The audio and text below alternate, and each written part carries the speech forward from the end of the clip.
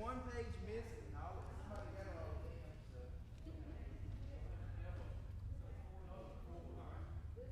Robert, how are you? I'm good. How are you? Proud uncle. Yeah. Boy, if he ain't a spitting image of Greg, looks like Up that front. too. There you go. Yeah, unfortunately, I haven't seen him yet. Well, we had to move pictures. We had not.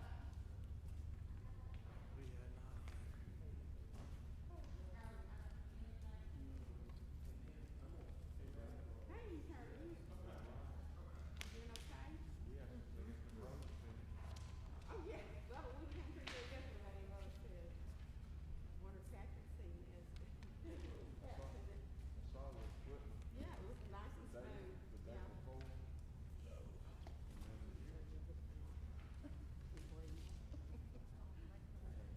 I know. Oh, man.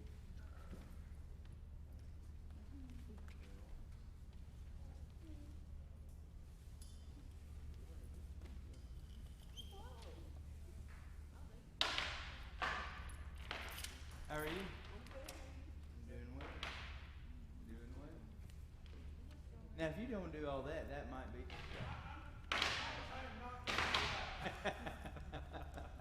That's the way we're gonna be Sunday? Sunday, we're going to be facing that way.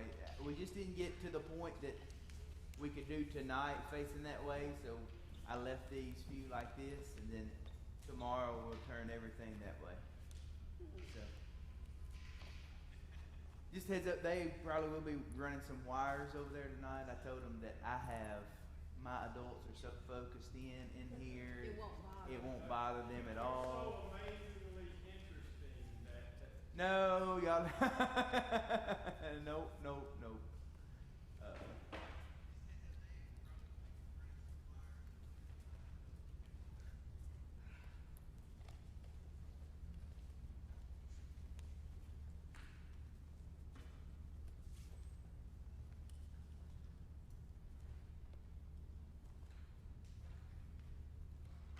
Thank you.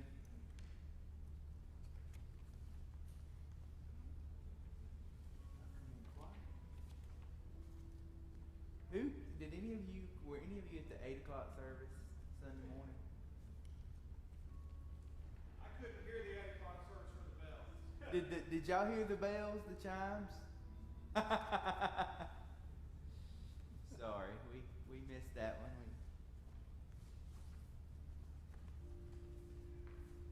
I didn't hear them at all. I think I heard it all. They play for a long time on Sunday morning, usually longer than any other time.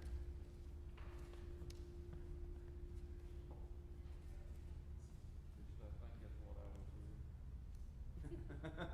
Voices in my head. With a ringing in my ears. I don't ever answer it. There you go. Just don't Do we answer. have a choir or something? No, we will have praise team. But yeah, so for those of you, if you're wondering, like Sunday, everything will be turned this way. We didn't get to the point today that we could get everything over there ready for tonight. So just these chairs, how these chairs are. That's closed. We may move them around a little bit more before Sunday, but that'll be close to how they're going to be. When did y'all start moving stuff? I mean, they came in Monday morning and hung the screen, and also put the stage in, and then Tuesday morning we had to move the stage a little bit more and move the pianos. A group of guys came in and helped us do that, and then Brother Mark's been at it since that, moving the orchestra over, and Tuesday they hung the projector down here, and today and yesterday they did some light work to light up that stage and took the cross down today. Are they gonna paint or something? Yeah, it's actually going to be like a decorative wood kind of thing back there. Yeah. Yeah, it's tiger paint. It's like a tiger back there. Tiger stripes. Just kidding. It's not really.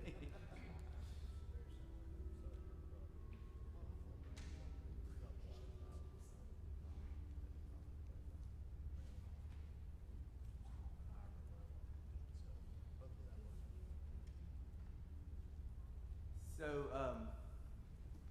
looking at calendar, we have, counting tonight, you have about 5 more weeks. So after tonight, we only have about 4 more weeks in here. And then Brother James, on May 12th, Brother James will start his summer book series.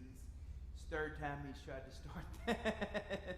We're hoping this time that it will stick and we'll be able to do it. So, we don't have that much more to cover, but we do need to hit the ground kind of running and make sure we get done, because I'd hate to not finish Micah. So leave y'all hanging. So we're gonna hit it tonight. We're in chapter 5 in Micah. Before we begin, any questions so far? Or y'all, is everybody kind of caught up? You know. Okay. We're going minimal tonight too, just because of the different setup. I didn't bring the board in here or the map, but y'all have the map in your head by now, surely, and the outlines are over here, and I went ahead and filled the outlines in for you. So we went minimal tonight, so you can see that. But we're in Micah chapter 5. Remember Micah? We the way we're using this, that Kenneth Barker and Waylon Bailey, the way they set Micah up is on they broke it down in 3 cycles: a cycle of judgment, and then a cycle of, and it ends with hope, and then the second cycle is judgment and hope, third cycle of judgment and hope. We've actually been in the hope part of the second cycle for a couple of weeks. This will be the 3rd week in that now. It's chapter 4 and 5 of Micah. So we're going to start chapter 5 tonight, and we might finish it. The outline goes through that far, but if we don't finish it, we'll just pick it back up next week, pick up from where we stop, and we'll go from there. So chapter 5, it should be kind of good stuff, hopeful stuff, things that Micah said at hope, although there is some judgment in it. Some have called chapter 5, especially verses 1 through 4, an oracle of judgment and salvation. So in his proclamation of salvation, in this section, especially the first 4 verses of chapter 5, in his oracle of salvation, that, hey, salvation is coming, hope is God, there's hope in God. In that, there's also a kind of almost not underhanded, I hate to say underhanded, but there's also this judgment that comes with, because you don't need restoring if you haven't lost everything, right? Or you don't if you need salvation, you haven't been, if you don't, I mean, if you receive judgment, you need salvation from that. And so in that you see this. So let's just start. We'll read the first 4 verses of Micah chapter 4, and then we'll break out that. Really, verse 2, though, you're familiar with it, even if you've not read Micah, probably, because verse 2 of chapter 5 is the you read it at Christmas. It's a prophecy that is in Matthew. It's quoted in Matthew. So Micah chapter 5, verses 1 through 4. Now, muster your troops, O daughter of troops. Siege is laid against us. With a rod they strike the judge of Israel on the cheek. But you, O Bethlehem Ephrathah, who are too little to be among the clans of Judah, from you shall come forth for me one who is to be the ruler in Israel, whose coming forth is from of old, from the Ancient of Days. Therefore he will give them up until the time when she who is in labor has given birth. Then the rest of his brothers shall return to the people of Israel, and he shall stand and shepherd his flock in the strength of the Lord, in the majesty of the name of the Lord his God. And they shall dwell secure, for now he shall be great to the ends of the earth. So let's go back to verse 1 and just see what it says there. Now muster your troops, O daughter of troops. Now we've seen this language before in Micah. Remember when he said daughter of troops? When he said daughter of troops before, who was he referring to? Does anybody remember? Jerusalem, Israel, right. And so he's saying, you Jerusalem, muster your troops. Why? Because siege is laid against us. So let's talk about this siege laid against us. there's a couple of options here that he could be referring to when he says siege is laid against us. Just, y'all help me teach tonight, okay? I'm going to ask questions because this is kind of a repeat on this, okay? Who could he be talking about when he said siege is laid against us? Who could be besieging them? The Assyrians, that's one, yes, because in about 701, Sennacherib and the Syrians laid siege to Jerusalem after they had already defeated Israel. The northern kingdom has been defeated, and they have come down to the southern kingdom. Hezekiah, remember, was like, we're not paying tribute anymore. And Sennacherib said, really? And so he comes and he starts attacking in the southern kingdom, and they lay siege to Jerusalem. And remember, because he came, he said, y'all don't need to listen to Hezekiah because he's going to get you all killed. And they were like, no, we'll listen to Hezekiah. And God sent a pestilence on them. A lot of them wiped out, and Sennacherib went back home. Okay?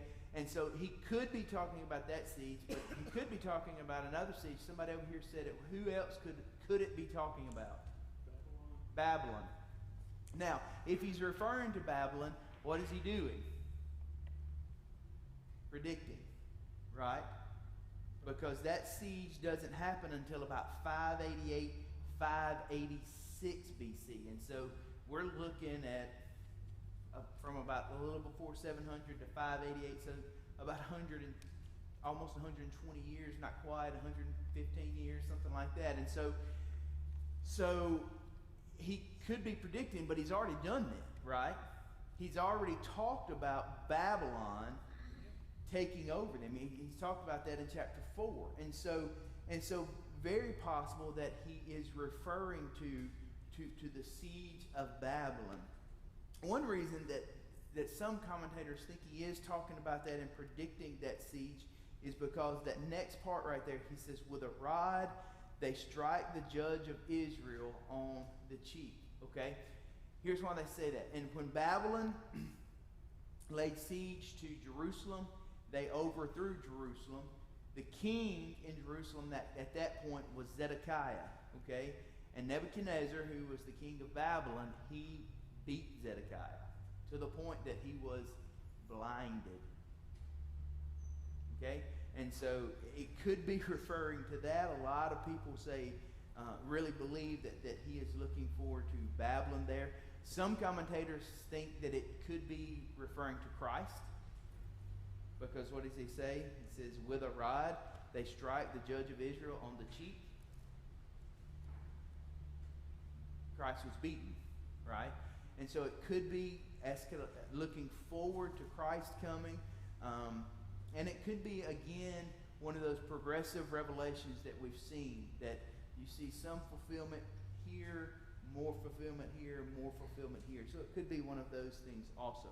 But with a rod, they would strike his cheek, and Zedekiah was blinded by beating. So now, what's going to happen between verse 1 and verse 2, okay?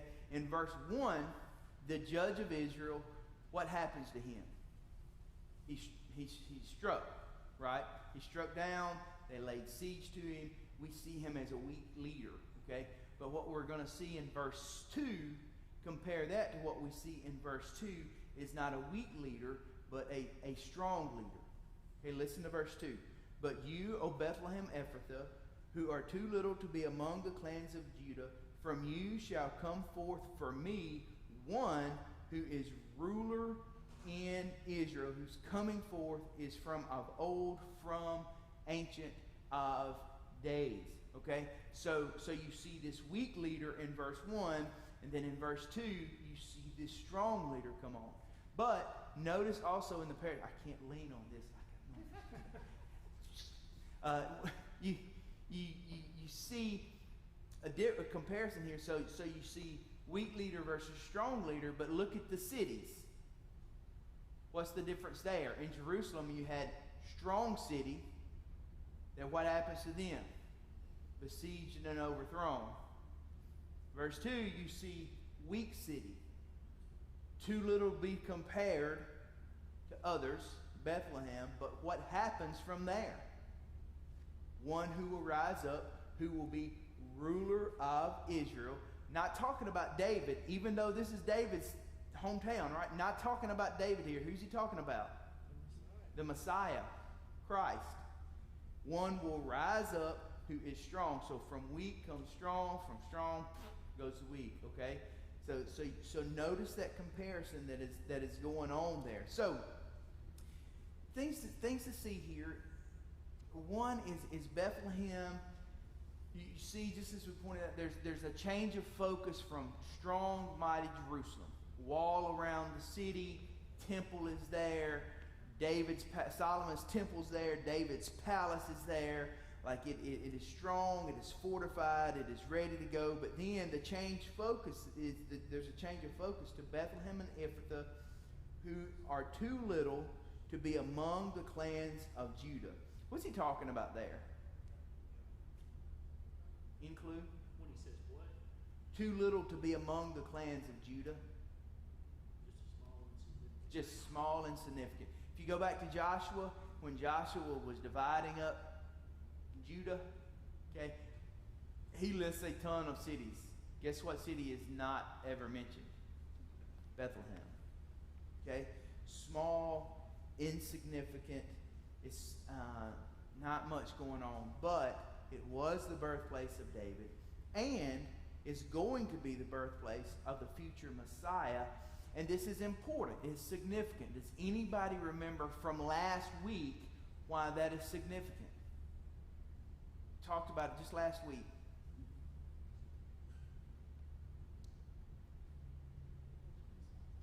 Why is it significant that the Messiah is born where David is born?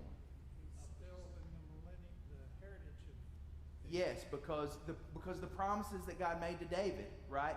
And they were so concerned. Israel was so concerned. Remember, they kind of had this false hope, this false sense of hope in Jerusalem, but that it would never fall because, hey, somebody from the line of David, it's always got to be king. And so it was kind of like this, God's not going to destroy Jerusalem. David! It's not going to happen here. Remember that? David's line of David. We're saved. We can do whatever we want to. We're saved. God's going to keep his promises. And he did keep his promise because he also promised them that he would punish them if they sinned. So he kept that promise, but it's important that the future Messiah is coming from the line of David, because that also, God's keeping his promise with David.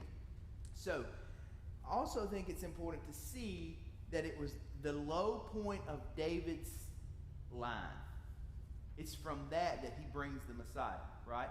The low point is Zedekiah, Judah, they're gone to Babylon, right? They're out. Lowest point, lowest of the low for them. But from that low, God raises up the Messiah. The proper ruler, the Messiah, is coming. And when he says that, who's coming forth is from of old, from the Ancient of Days, I think he's pointing to the fulfillment of the Davidic covenant that is going to happen. You see, and we'll get to it, but in chapter 7, verse 14,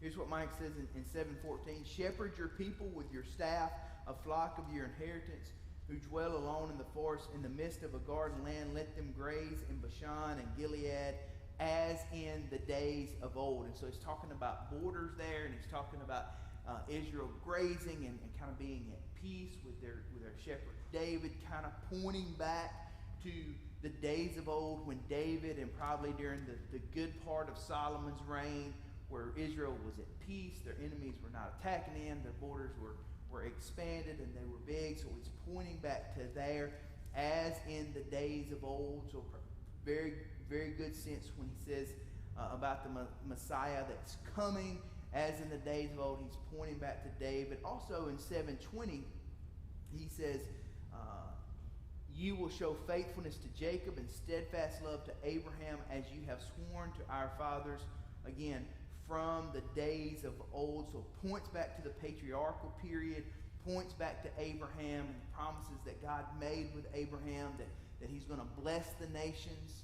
Remember, he's going to bless the nations because of Abraham, and he's going to give him land, and he's going to give him descendants. And so all of that is pointing back to the days of old, and that is going to see fulfillment, that is going to come to completion through the Messiah. All right? Questions? All right, so verse 3, he goes on and says, "Therefore he shall give them up until the time when she who is in labor has given birth. Then the rest of his brothers shall return to the people of Israel, and he shall stand and shepherd his flock in the strength of the Lord and the majesty of the name of the Lord his God. And they shall dwell secure, for now he shall be great to the ends of the earth." And so therefore, verse 3, he shall give them up until the time when she who is in labor is given birth. So who's he talking about there when he says she who is in labor? Several options here. One, he could be talking about Mary, right? When she who is in labor has given birth. Who's Mary give birth to? Messiah, right? And at that point, really, it's the beginning of the end for evil, right? He begins, he institutes the Messianic age, but not totally. We haven't totally seen that completed yet. When he returns again, he will set up the Messianic kingdom in all its greatness and all its goodness. And so he could be talking about Mary. He could be talking about Bethlehem, back in verse 2, okay? But most commentators believe that he is talking about Israel and more importantly, Zion, Judah. If you go back to verse 4, 9, and 10, remember in verse 4, 9, chapter 4, verse 9 and 10, he's talking to Israel, to Judah there, and he says, "Now, why do you cry aloud? Is there no king in you? Has your counselor perished, that pain seized you like a woman in labor? Writhe and groan, O daughter of Zion, like a woman in labor. For now you shall go out from the city and dwell in the open country. You shall go to Babylon. There you shall be rescued. There the Lord will redeem you from the hands of your enemies." So he could be talking about Jerusalem, Zion, because they are feeling labor pain as in labor. Why? Because they have gone out, right? They have been deported. God has punished them. But when those pains are over, God's going to bring them back. He's going to bring them back with the Messiah. And then, when that happens, in verse 4, that's the Messiah, will rule, because it says he will stand and he will shepherd his flock in the strength of the Lord, in the majesty of the name of the Lord his God, and they will dwell secure. For now he shall be great to the ends of the earth. So very good chance that he's talking about Israel, Judah, and Zion, because they are in pain from like labor, because they have been deported, they've gone out. But when God is finished punishing them, when that is over, he's going to bring them back, and the Messiah is going to stand, he's going to rule, he's going to shepherd them in God's strength and in God's majesty, and they, Israel, Judah, will be secure. Questions? I love what this commentary says. I want to read just real quick what it says about 5 verse 2. Matthew's quotation of Micah's prophecy in Matthew 2:6 has set it in a new perspective for the Christian reader of the Old Testament. The deliverer has come to this world in the person of Jesus. Like David, Jesus is the new shepherd of God's sheep, offering security from external enemies and a life of security. Jesus, of the Davidic line, is above all a gift of God to this world, to those who feel shut in on every side, like the besieged citizens of Jerusalem who first heard these words. Jesus brings the prospect of deliverance and security, and that is the essence of the Christmas message. God makes a gift to a besieged world through whom deliverance may come. Thought that was pretty good. Questions before we move on? We see a lot of similarities between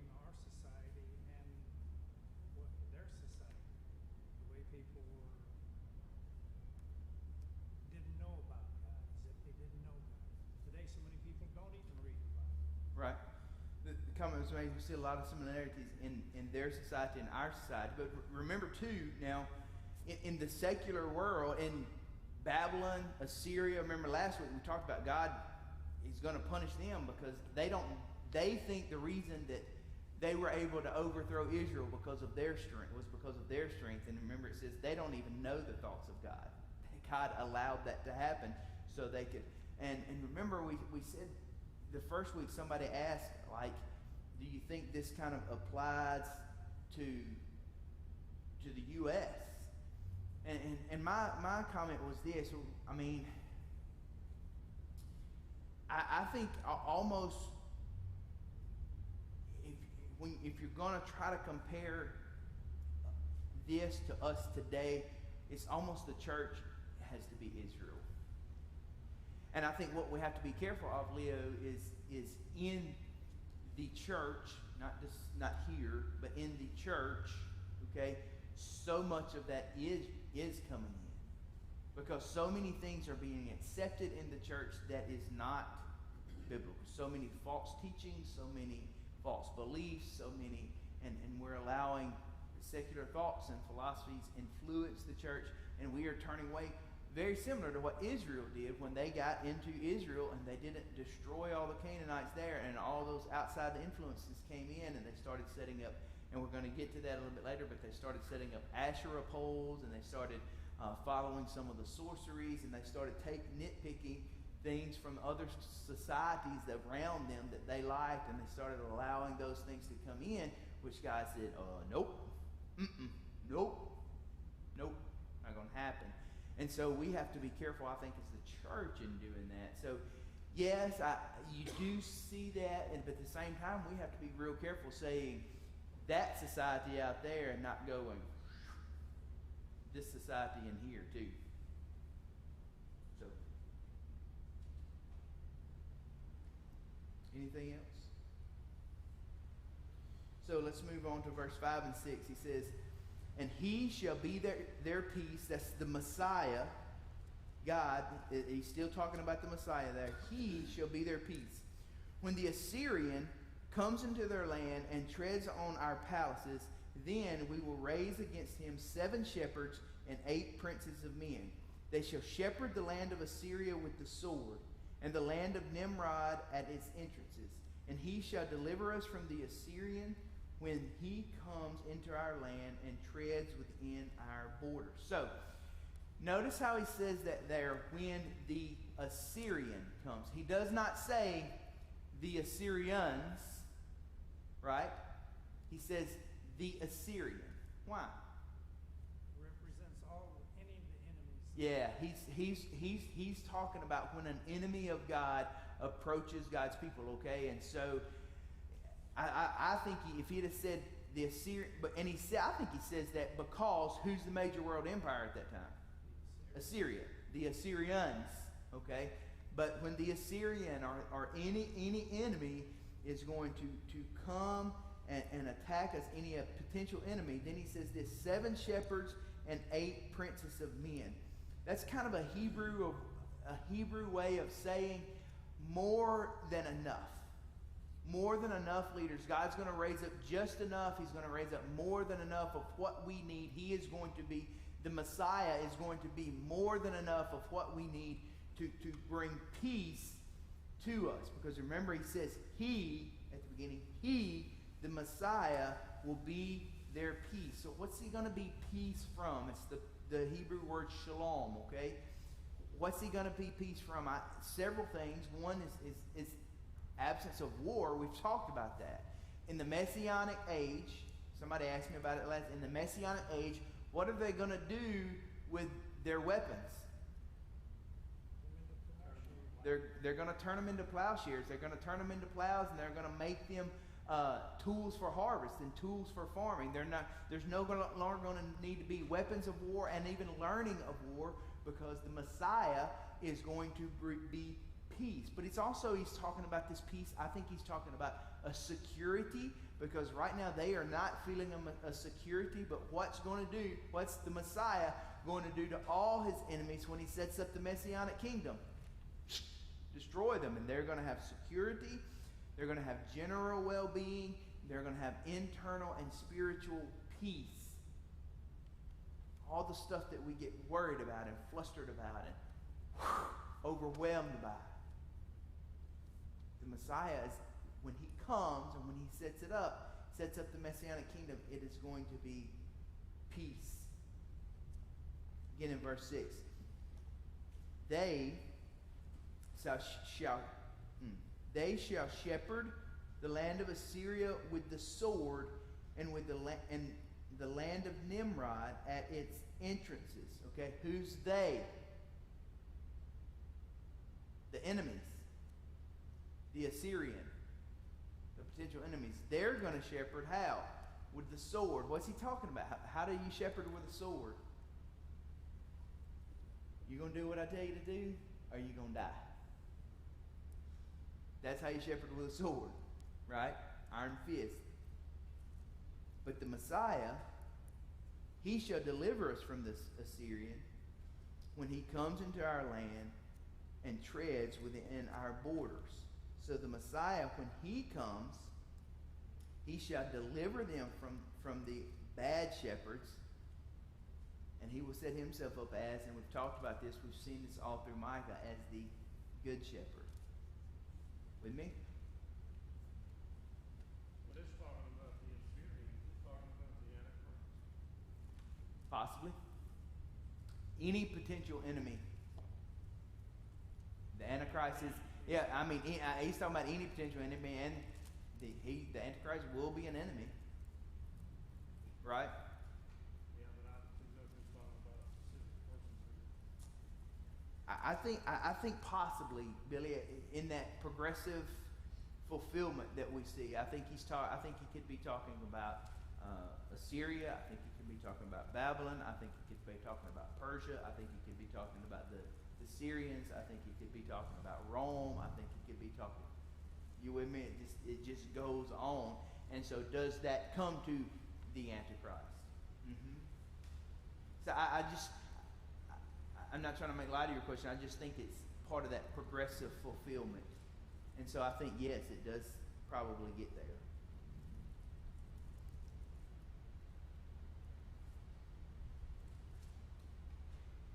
Okay, verse 7 and 8. Then the remnant of Jacob shall be in the midst of many peoples, like dew from the Lord, like showers on the grass, which delay not for a man, nor wait for the children of man. Okay? So, again, who's the remnant of Jacob?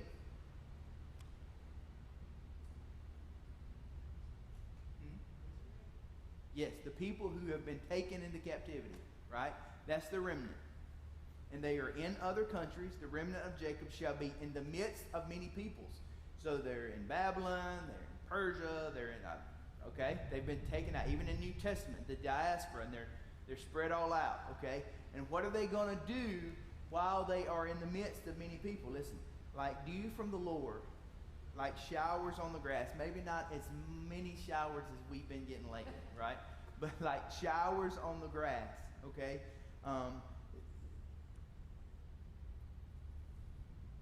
Which delay not for a man, nor wait for the children of man.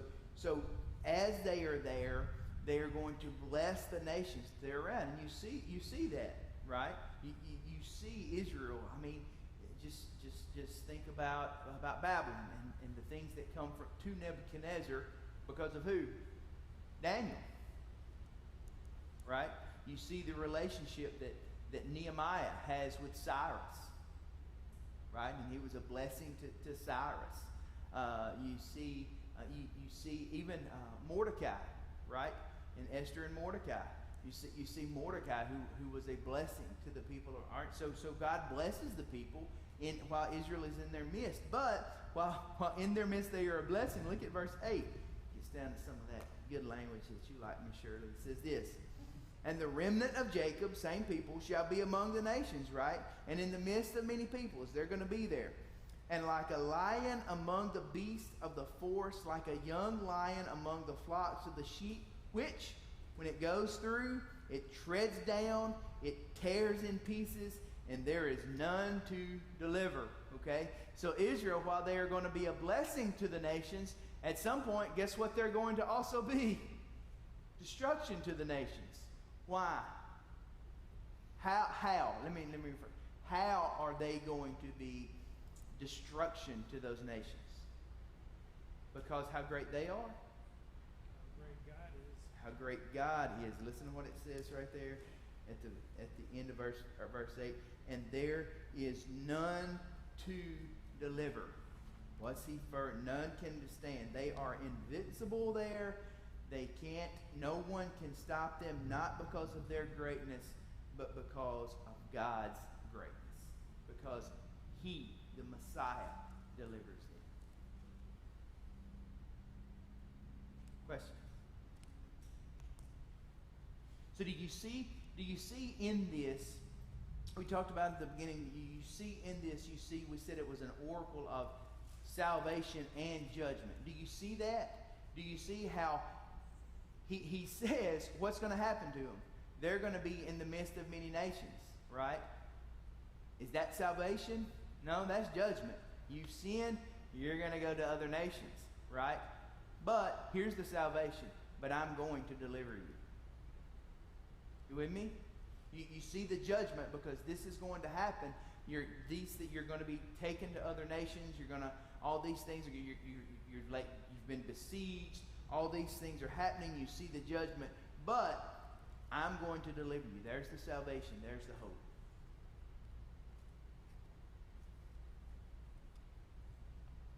We good? All right, let's keep going. We might finish chapter 5.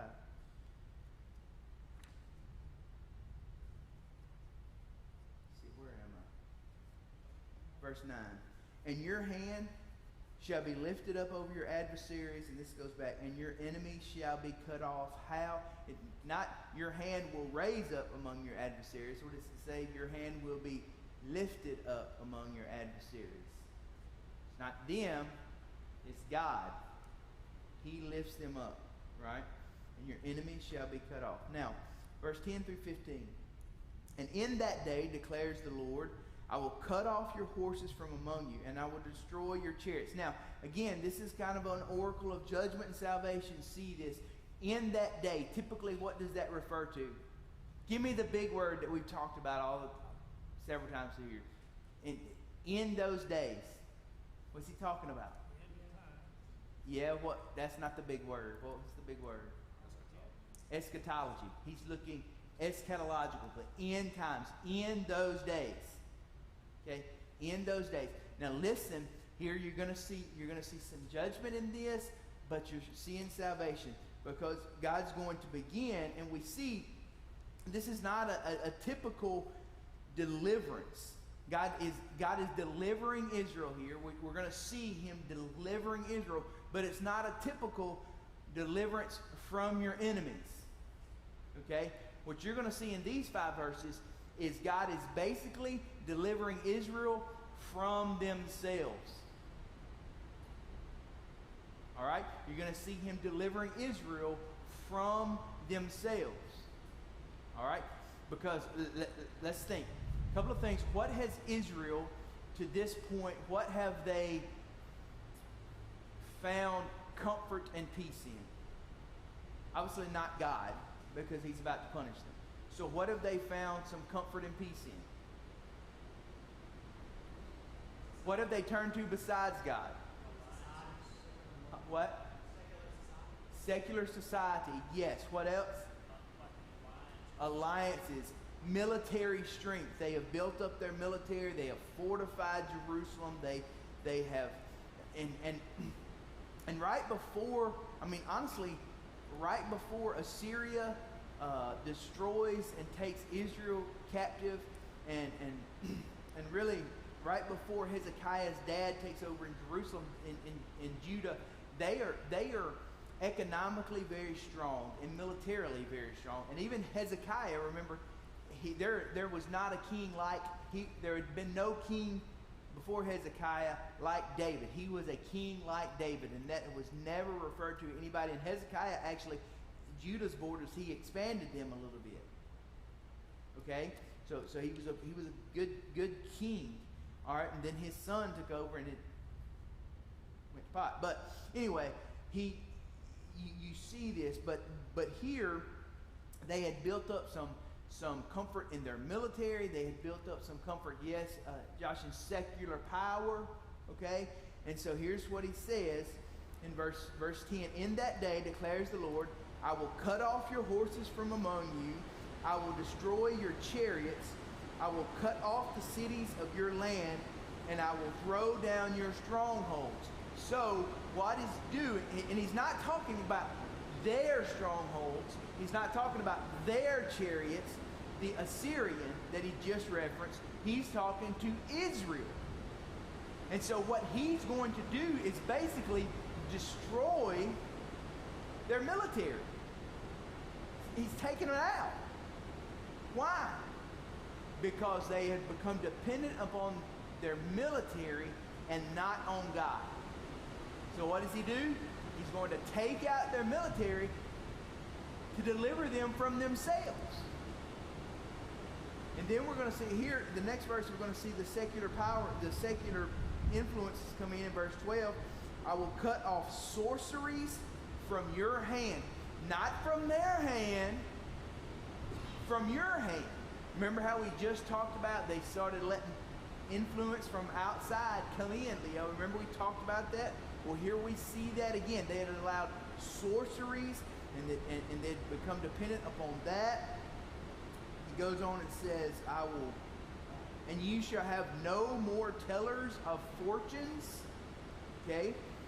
You shall have, I will cut off your carved images and your pillars from among you, and you shall bow no more. And I love this part. You shall bow no more to what? The works of your hands. Now, I struggle with not believing that or anything, but sometimes I just find myself going, and probably very judgmental, I'll just admit that. Can you hear me still over the rain? Can I get turned up a little? They can't hear it over the rain. I'll shout until he does. I lost my train of thought. And so, but we're talking about you will bow no more to the works of your hands, right? And so I guess it's purely judgmental, but sometimes I wonder how in the world could they worship something that they sit there and go, I think this looks pretty good. I'm going to worship this. And you make it with your hands, right? And so judgmentally, sometimes I'm like, how in the world could they do that? But then I have to think about it because, you know what? There's a lot of times that we worship things that maybe we didn't create with our hands, but we've allowed to take the spot of God. And maybe it's not something that we've crafted with our hands, but a lot of times we worship things that we've crafted with our minds. And so I have to be real careful and not be judgmental of that because we do the same thing. So he says, you will bow no more to the works of your hands, and I will root out your Asherah images from among you and destroy your cities. I think that's good. Thank you. And destroy your cities. And so again, see the picture. Don't miss the picture. All right?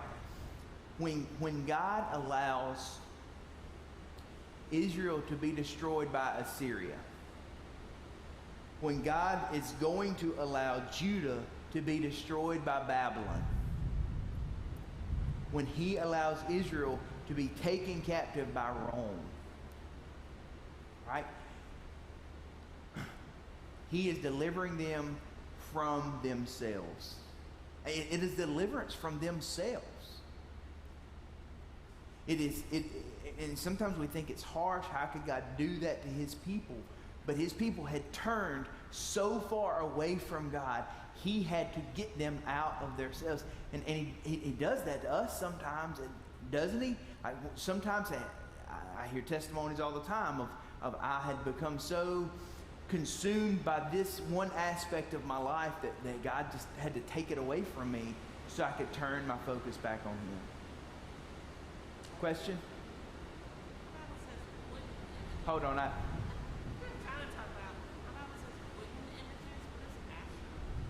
What is Asherah? Asherah was a Canaanite deity, basically. You had Baal or Baal, or however you want to say it, and his female counterpart her name wasn't Asherah, but it was something close to that. And when they built an idol image to her, they called it Asherah pole, and she was basically a god of fertility. That's why you hear a lot of in that society, you heard a lot of like temple prostitution and things like that, and the reason was because Asherah, that's how they worship the fertility goddess. And Israel had allowed some of that to kind of creep into their worship. Any other questions?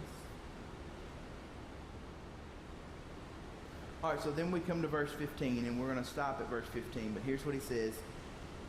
And in anger, wrath, I will execute vengeance on the nations that did not obey. So,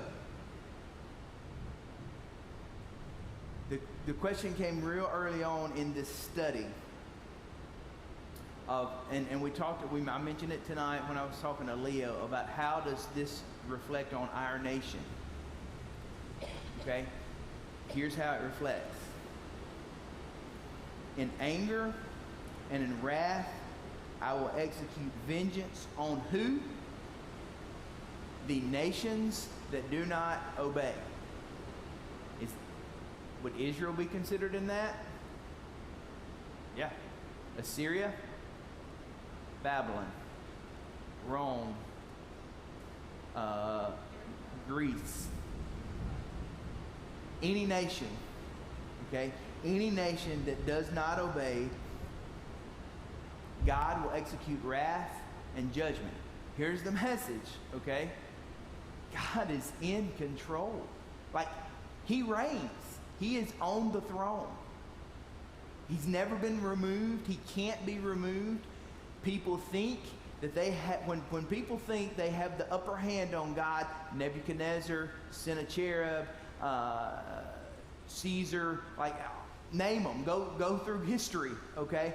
When people think they have the upper hand on God, remember what we talked about last week, they do not know the thoughts of the Lord. They don't know the thoughts of Yahweh.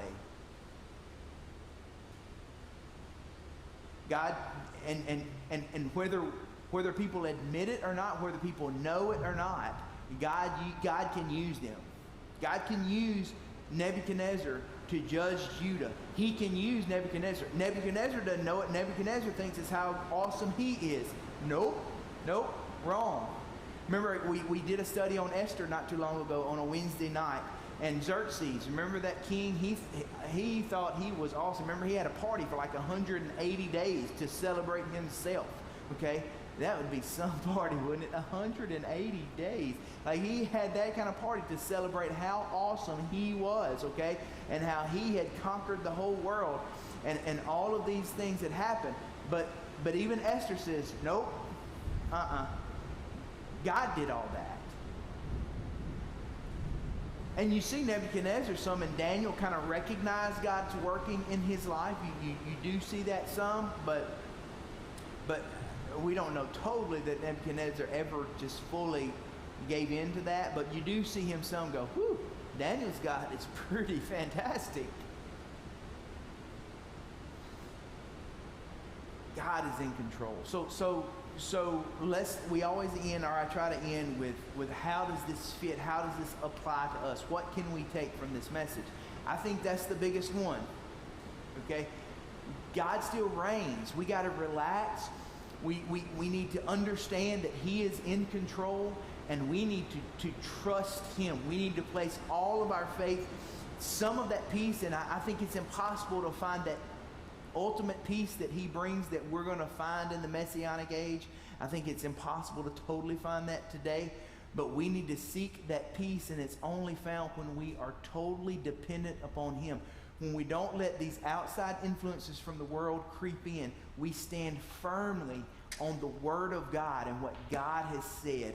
We study his Word not just so we know more facts about God, but we study his Word so that we know God. And we do what we're going to talk about in the next couple of weeks. We do justice. We love mercy. And we walk humbly with our God. And as we can do that, we can only do that when we become fully reliant upon him. We're not worried about anything else. We become reliant on him and trust God to fulfill all of our needs. And I know that's real easy to say as I stand up here. And it is real hard to do when we walk out there. I get it. And I'm not trying to make light of that. It is. And obedience is sometimes hard. Walking humbly with our God is sometimes hard. Doing justice is sometimes hard. But oh my stars, do I love mercy. But we need to love it so much that we show mercy too. That's hard. So I'm not saying that it's an easy thing that God is calling us to. What Micah is saying for these people is not easy to do.